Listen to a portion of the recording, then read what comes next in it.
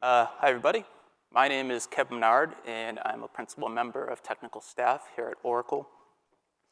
I work in Oracle Labs, which is a research organization within Oracle, and I'm here today to talk about one of the projects we've been working on called GraalVM. Before I get started, I do need to inform you that what I'm presenting today is research work coming out of a research group, and should not be construed as a product announcement. So please do not buy or sell stock in Oracle or any other company based on what you hear today. All right, so GraalVM is a relatively new project, so many of you might be wondering what GraalVM is. I'm not very inventive, so this is the definition taken directly from the title of the talk. It's a multilingual, efficient, secure, and embeddable virtual machine. GraalVM is a lot of things, and it's really hard to nail down a definition for it. One approach I've seen people take is try to do bottom-up, and basically they look at the components of GraalVM and try to present it that way. I think looking at what it can give you is probably a better approach. So that's why I think this definition is about as concise as we can get and clearly describe the product. But I do realize that a lot of this looks like just marketing buzzwords thrown up there. So during the course of this talk, I'm going to visit each of the adjectives here and provide use cases and hopefully make the case that this definition is accurate. So GraalVM went through an interesting path, and about a week ago became an official Oracle product. So we have two distributions of it now. We have a community edition, which is completely open source, and this is all done out in GitHub in the open. And then we have enterprise edition, which is something you can purchase. It provides some additional optimizations in the compiler, provides some additional security features, and 24/7, 365 support. I'm an engineer. I don't know exactly how all of the sales part works here. But my understanding is if you already have a Java support contract, you can talk to the sales rep, and he can also take care of Graal if you want to go that way. So Graal really is an open source project. We're up here on GitHub. You can see we've got 4,900 stars. We sat on the top of GitHub's popular repositories for a while. And we did our first release of the open source edition about a year ago. In that time, we pushed out quite a few new features. We've had 900 GitHub issues filed since then. We've closed out almost 600 of them. And we've done 16 releases. We shoot for basically one release a month. Sometimes things come up and we make a mistake and we have to do multiple releases in a month. So we've done 16 releases in the last 13 months. And if you go through this timeline, you can see what we've added in that time. It's not really important, so for the rest of the talk, so I'm going to skip over it, but the slides will be available for download, and you can take a look at that. So the first adjective from the title I want to address is that GraalVM is an efficient virtual machine. And when we start talking about efficiency, there's a whole different set of dimensions we can look at. We can talk about CPU efficiency. We can talk about power efficiency, memory efficiency, and so on. I'm going to stick with computational efficiency to start. I think this is how many Java developers will understand best what Graal can provide. In Java's early days, it had a really bad reputation of being terrible in the performance category. And in the time since then, the JVM has developed some really marvelous online optimization technology. Basically, you have very high peak performance through a really nice JIT. And what we're basically betting on is providing a new compiler in that same vein. So we now have tiered compilation, but if you've been doing Java for a while, you'll remember we had a client compiler and a server compiler. And the idea with the client one is it would spit out machine code very quickly. So your Java applications as quickly as it could, but the trade-off was you didn't get very optimal machine code because it had to cut down on the optimization passes it ran through so it could emit that code quickly. C2 is the server compiler. And C2 is, like I said, it's a really impressive piece of work, but it's a little long on the tooth now. It's difficult to maintain. It's a C++ code base that's, I don't know, 20 years old now, so it hasn't been able to take advantage of some of the newer features available in the C++ language. And we have a really nice language available to us, Java. So Graal is a new compiler written in Java.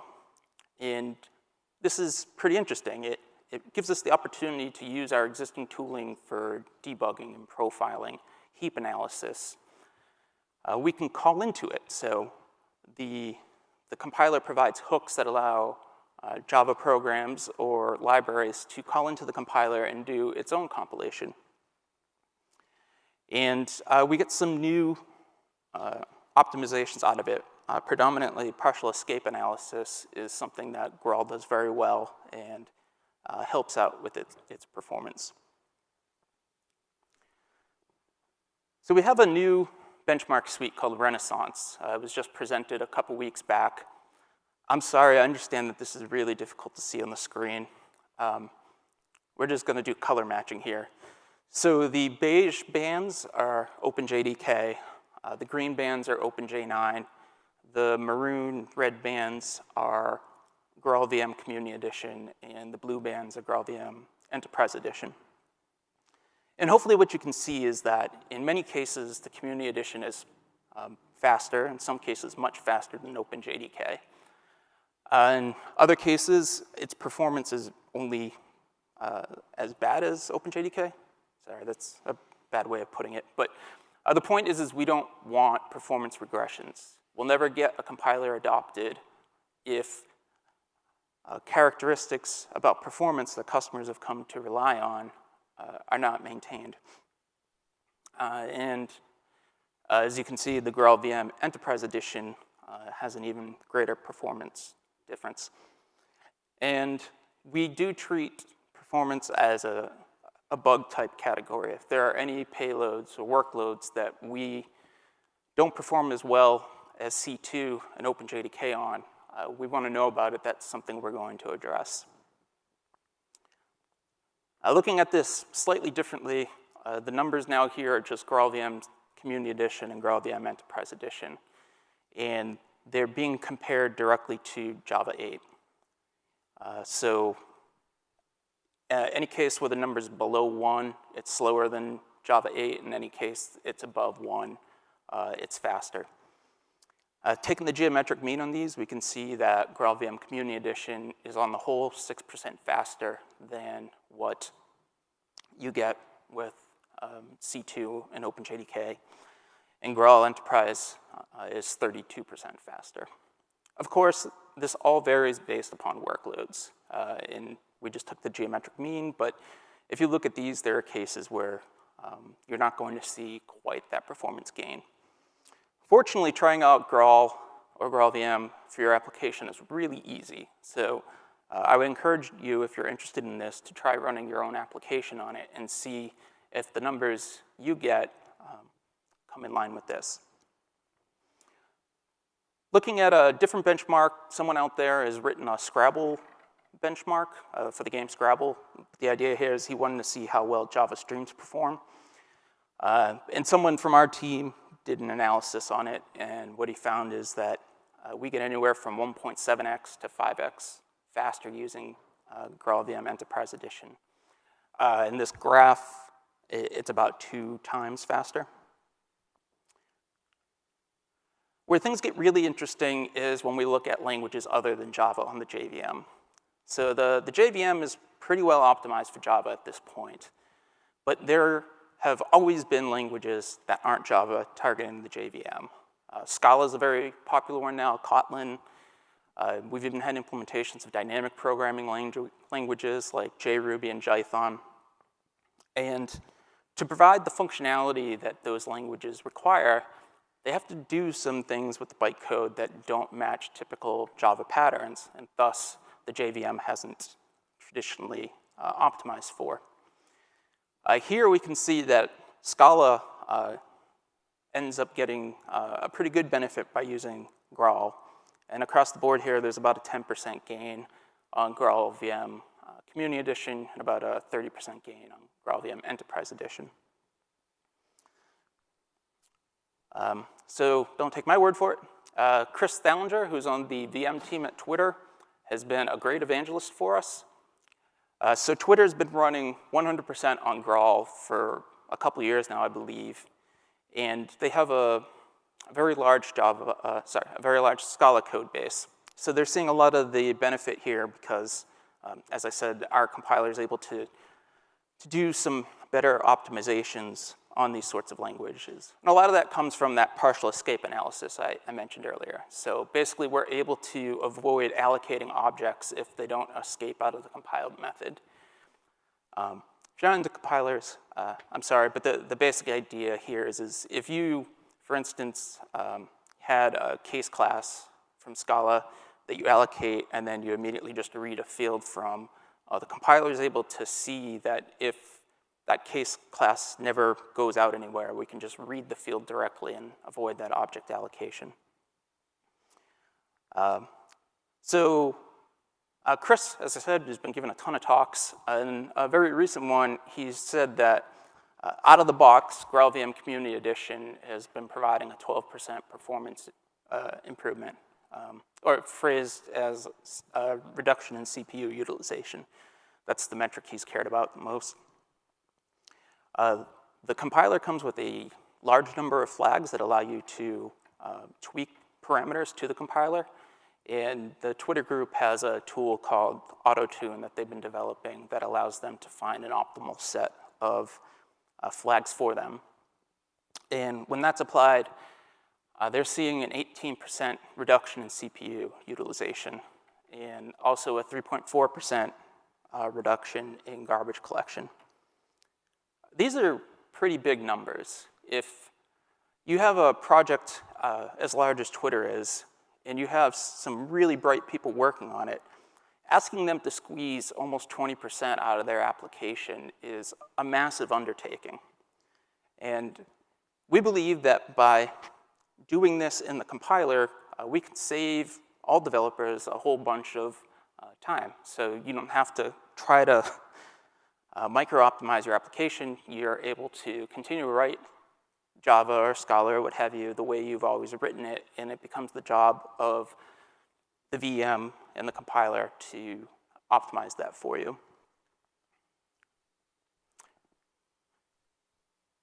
And taking a step back, I think that in particular is really important because we no longer can just buy faster CPUs to get us out of a performance rut.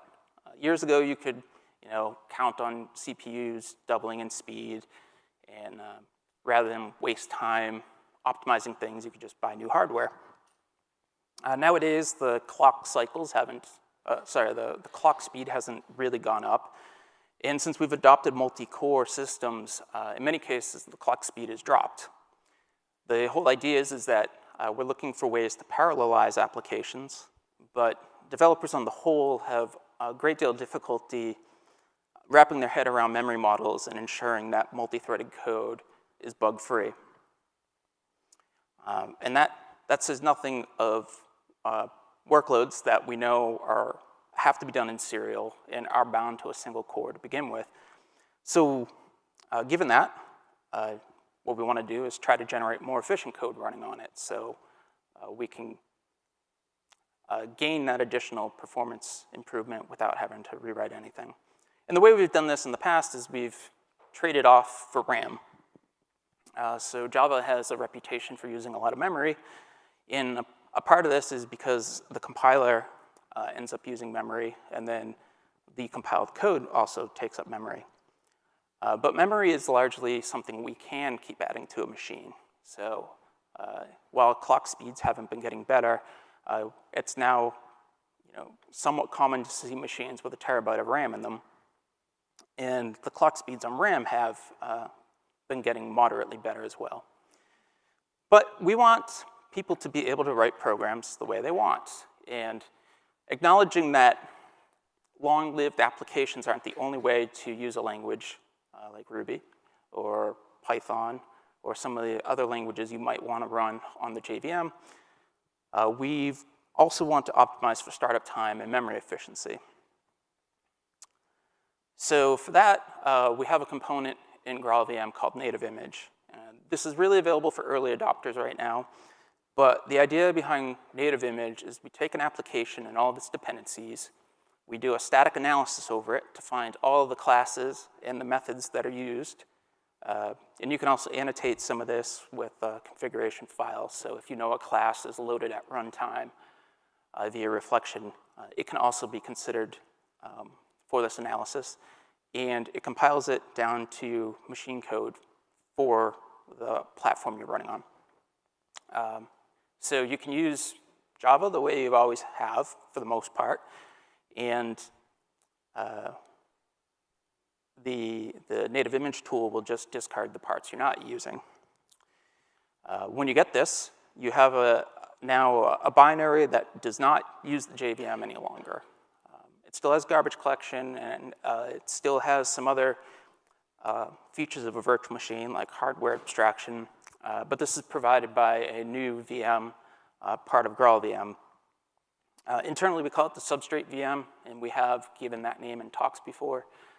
So you may have heard of it, but that's where you get it. So here is a little example of a microservice starting up.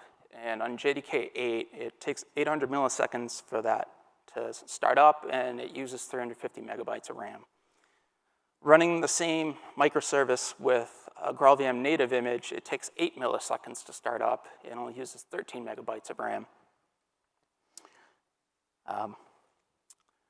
So we have community projects that are now taking advantage of GraalVM's native image. One that's come out of Red Hat is a framework called Korkis, which is generally used to develop microservices that you expect to be deployed through Kubernetes. And running OpenJDK in containers is kind of problematic because you don't want to start a whole bunch of different JVM instances on your machine. So it's slow, it would take up a lot of RAM, and you might actually run into some problems. Things like secure random, which end up reading dev random, can end up blocking each other, and this has been a big problem in cloud environments. So again, I know this is a little difficult to read, but this comes directly from the Korkis web page, and for just a simple REST service with GraalVM, a native image, it starts up in 14 milliseconds. Running with the OpenJDK, it takes 750 milliseconds. And using a traditional cloud native stack for their definition of that, and I think this might come from OpenShift, it takes 4.3 seconds. Adding in JPA, with the native image, it's 55 milliseconds.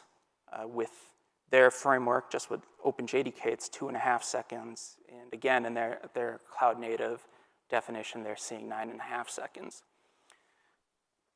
So we also want Java and the JVM to be useful in the new compute world we're entering. So more people are shifting their workloads to the cloud. And in the cloud, you have shared hardware. So you typically get allocated fewer CPU cycles or less memory. And if you're using something like functions as a service, you can't afford to be waiting seconds for your application to start up. And the reason it takes so long to start up is we're profiling the application and looking to JIT because we're expecting it to enter a steady state at some point. But these are applications where we don't have peak performance. We just want to run something quickly and then exit. So we're trying to solve that problem too through GraalVM. So as mentioned, we're working with different groups available in, out in the open source community. So we've been actively engaging with the folks from Spring, Micronaut, Helidon, and Korkis. All right, so the second adjective from the title I want to address is embeddable. And if you ever thought about the JVM as being embeddable, that's almost a laughable statement. But with these native images, where we're able to compile directly down to native machine code, we don't always have to emit an executable. We can also build shared objects.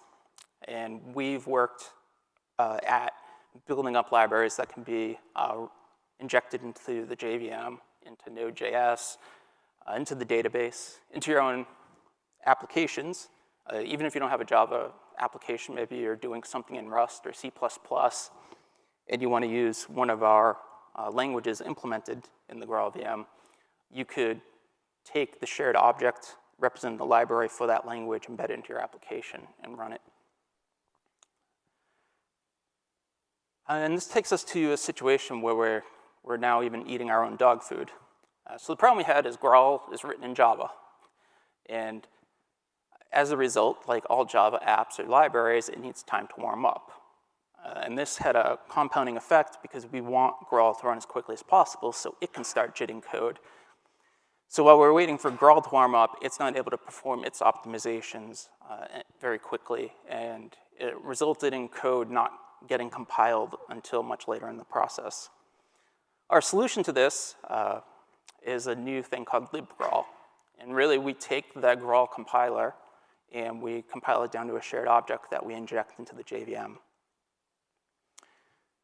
And this is a pretty recent thing for us. We have this is just a simple benchmark that counts the number of uppercase letters in a string. And running with libgraal, we're able to run 10 iterations in 651 milliseconds. Before libgraal, where we just used Graal as a jar, it took 2 seconds. So we're seeing some pretty nice savings there as well. Sure. No, it's fine.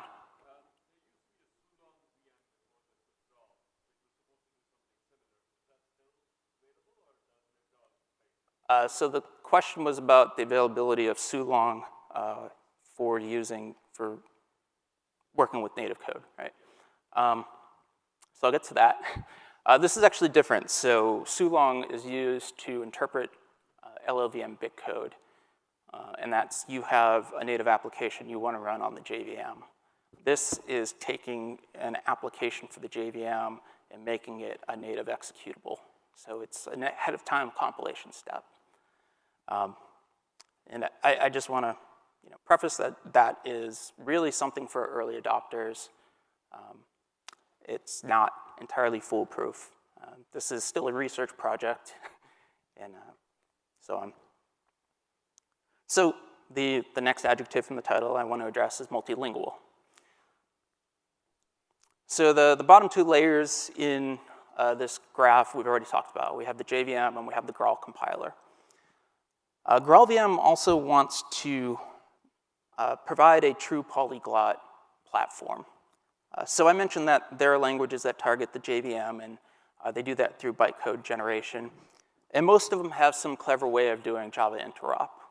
But they end up coming up with their own kludges around things. There's no consistent naming strategy around these hidden classes.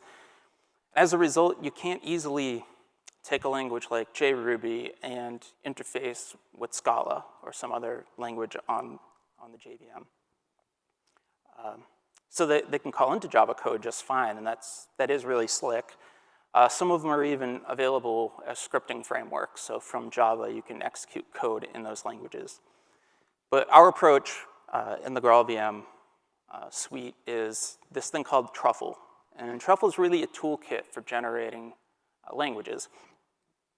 And what it does is you build an AST interpreter, and then you leave it at that.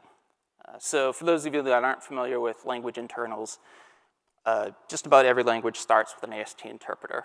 And this represents the semantics of that language. The problem is it's generally too slow. So languages over time evolve to having language-specific virtual machines. And the odds of someone being very good at language design and also being a world-class VM engineer are really low.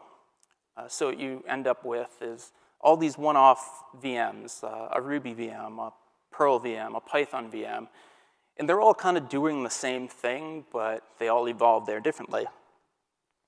And this is honestly pretty wasted work. That's not to take away from what anyone's done, but it takes a lot of time to build these things up, and it's kind of just table stakes at this point. You need it to have some modicum of performance. The approach with Truffle is we let you stay in the world of AST interpreters. So they're easy to build, they're easy to maintain, and using a hook into Graal, Truffle is able to do its own optimizations over those AST interpreters. So it performs something called partial evaluation. You can think of it as just really intense code inlining and constant folding. And the result is you end up generating a compiler for that language. And we're seeing massive performance improvements with this approach. Ruby, for instance, for Ruby 3.0, they have an objective to be 3 times faster than they were Ruby 2. And the way they're evaluating this is with the NES emulator. So it literally runs Nintendo games, and they measure how many frames per second they render. And they're a little over 2x now. Truffle Ruby, I think, is at 90x.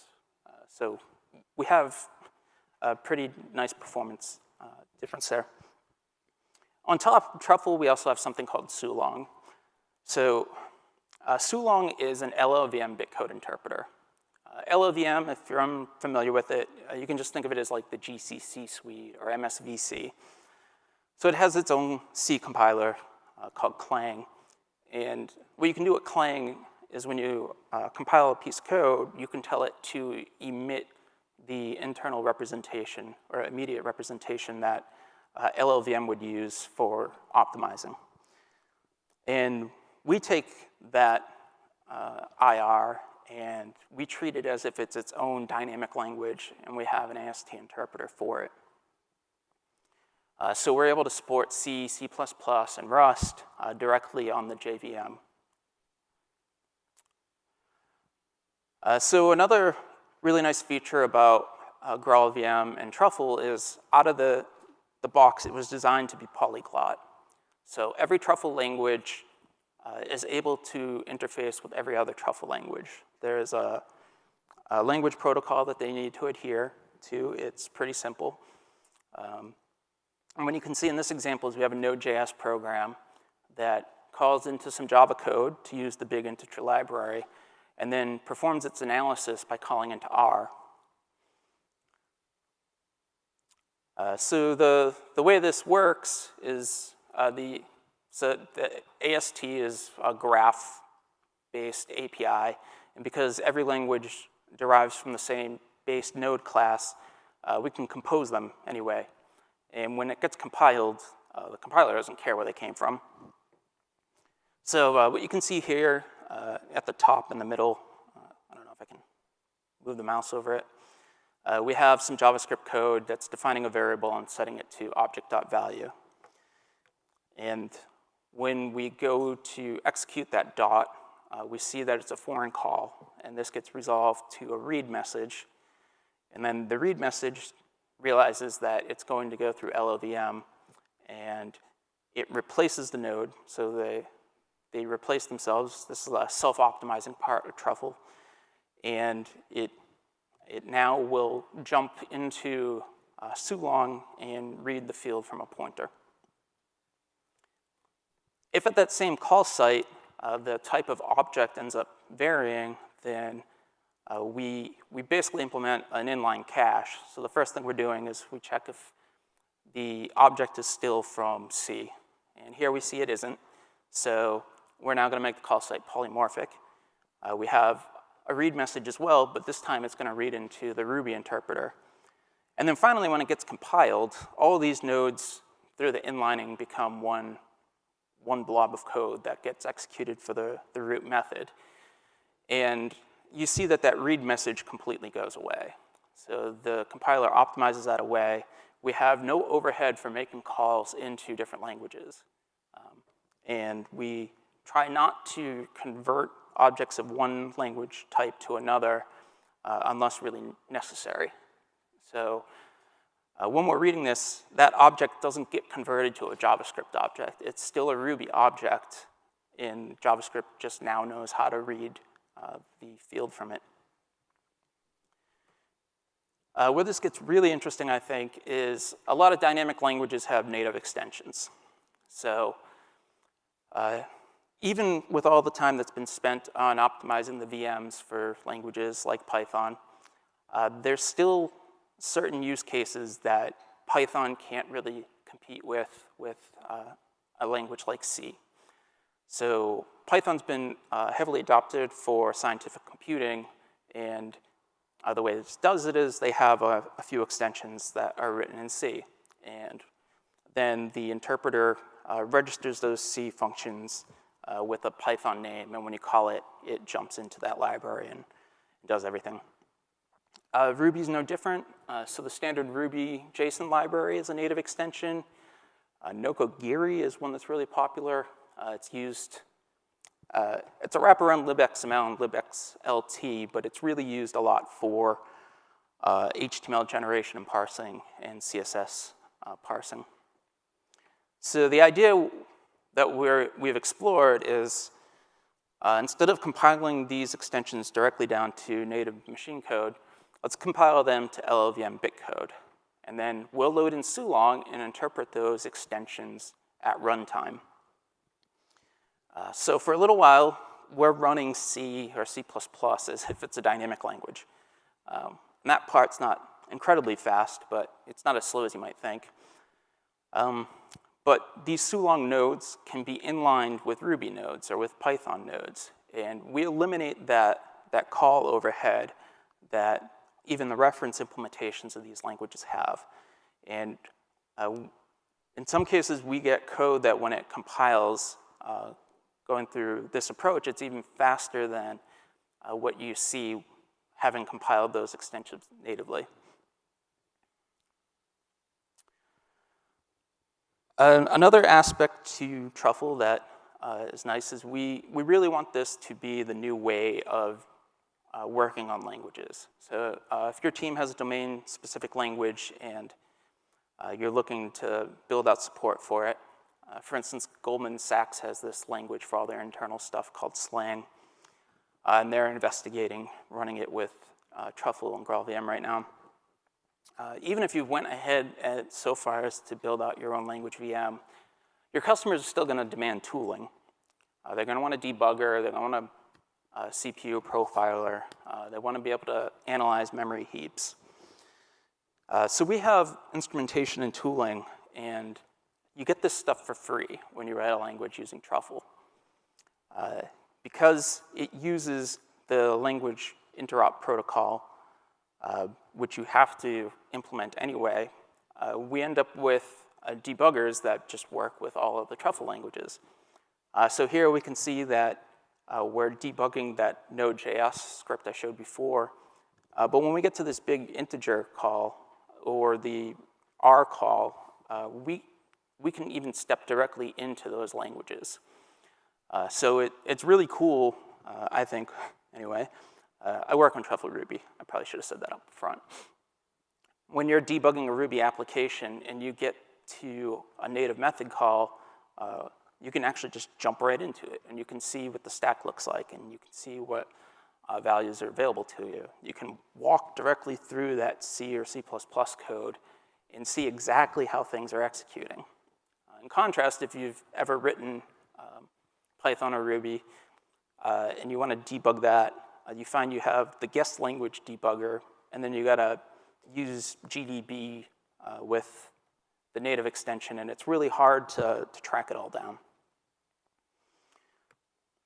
The final aspect to this is the secure virtual machine. And this really comes into play with GraalVM Enterprise Edition.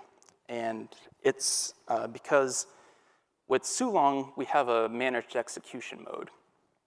So with Sulong, we know exactly what calls are being made. So if we provide our own implementations of things like malloc or syscalls, we're able to intercept them and allocate memory on the heap instead of allocating native memory.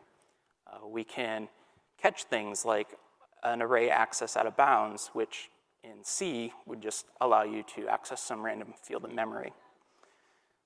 So that's what this little bit of code here is showing.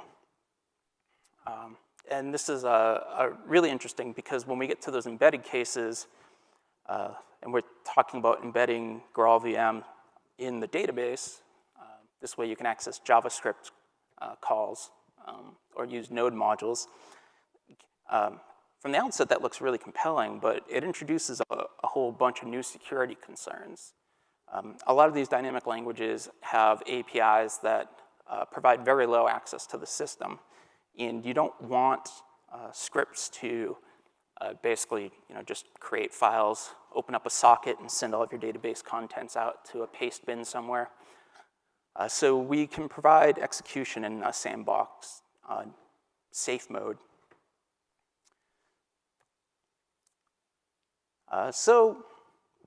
What's the future hold?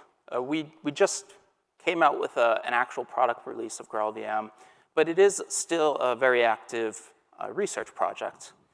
So some of the stuff we're looking at, and I can't make any promises, but they are being looked at in some capacity, is bring support for Windows. So currently, GraalVM is only supported on Linux and Mac OS. Been working with the folks at Red Hat at providing ARM64 as a new platform target for the Graal compiler. And we want to work with JDK 11. So currently, we only work with Java 8. What we provide as GraalVM only works with Java 8.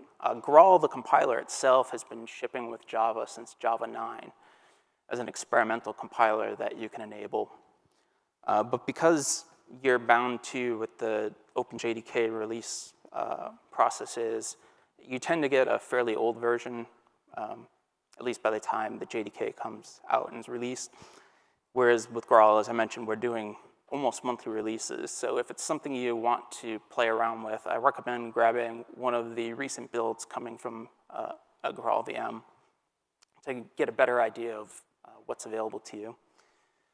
We want to provide a better garbage collector in the native image. What we have right now was basically designed around some use case that we've dropped. As a result, it hasn't worked as well for more general payloads as we'd like. I mentioned that we have these languages available. So Oracle Labs is actually developing Python, JavaScript, Ruby, R, and Sulong, the LLVM bitcode interpreter. So we have quite a few languages in play, but Python, Ruby, and R are considered experimental at this point. We're getting really close, but for instance, in Ruby, if you want to run Rails, you'll probably run into a few hiccups along the way. As we continue to develop GraalVM, the community version out in the open, there have been calls to provide some additional feedback mechanism for other contributors, and that's something we're looking at as well. So we do want this to be a community project. And that's it for me. Thank you. Happy to take any questions. Yep.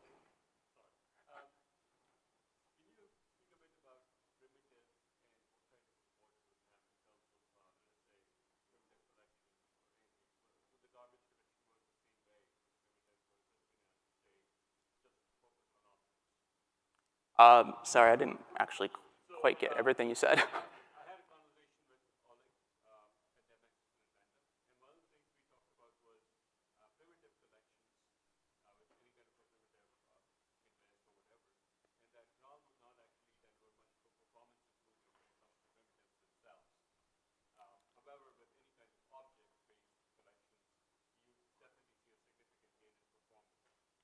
Is there going to be any change to that anytime soon, or is this Right, so the question is how the garbage collector performs with primitives versus objects. from the outset, I'll say garbage collection is not my area of expertise, but we're looking at pulling in G1, I think, for the next release. So then you would end up with all that. And certainly when value types become available, that should be an interesting change as well. The partial escape analysis will allow you to basically treat some objects as if they're primitive types. So if it's composed of primitives and the object doesn't escape, then we don't need to allocate the object, and you might only allocate enough space for like an integer. You know, I don't know if you had some sort of in-memory database object where you have an integer ID or something, and that's the only field you access. Any other questions? Yep.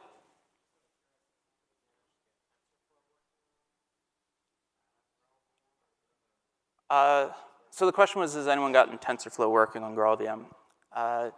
So Python is actually one of our newest languages, and that's still coming along. So I don't think anyone's gotten TensorFlow working. I know there are people that are working on Spark support, and Oracle Labs has a machine learning research group, so this is something they're very keen on having support for anyway. So it's coming.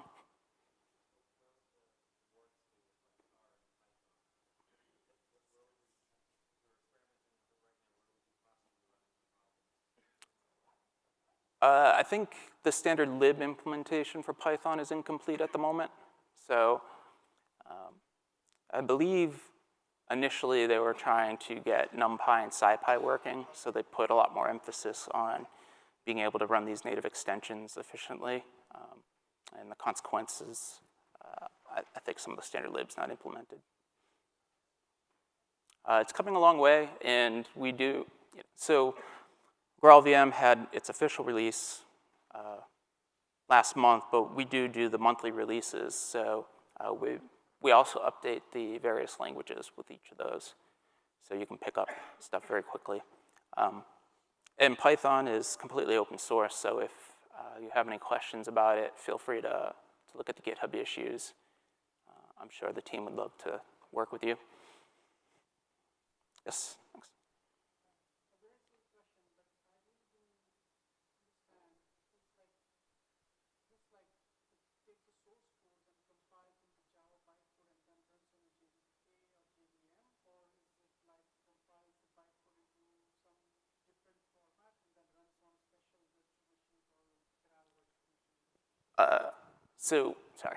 The question is with GraalVM, do you compile to Java bytecode or some other representation and run it that way?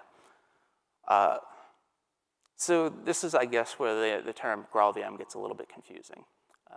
So Graal is a compiler, and that can slot right into the JVM. So you just compile with Java-C or ECJ or whatever, and you get Java bytecode. And then as that code is profiled and gets submitted for compilation, Graal works with that. Where the VM part of it really comes in is with the dynamic languages, because we really are providing a new virtual machine for these languages to run on. And also with the native images, because we're not using components from the JVM to provide things like hardware abstraction and so on.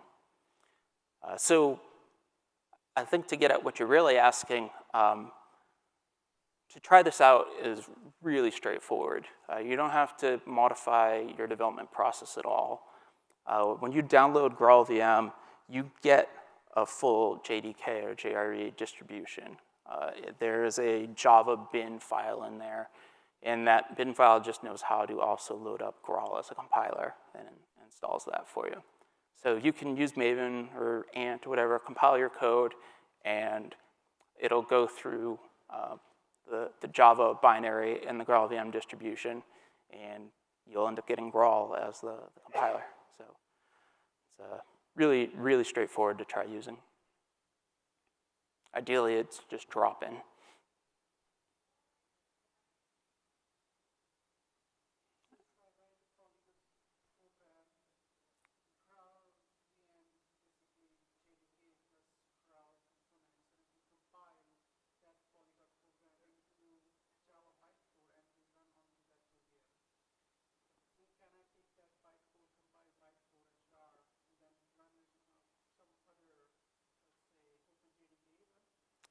So all of the truffle-based languages run on OpenJDK, but they don't have the Graal compiler available, so they run as an AST interpreter, which is generally pretty slow.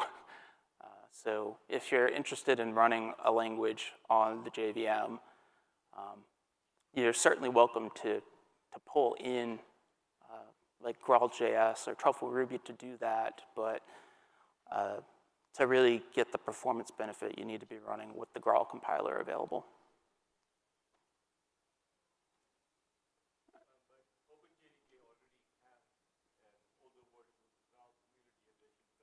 Yes, yes. And I didn't mention in the talk, but GraalJS is a production-ready release inside GraalVM. And this is a full JavaScript implementation. And since Nashorn's been deprecated, if you've been looking for a way to run your JavaScript code, GraalJS actually has a Nashorn-compatible API. So ideally, even that's just drop-in for you.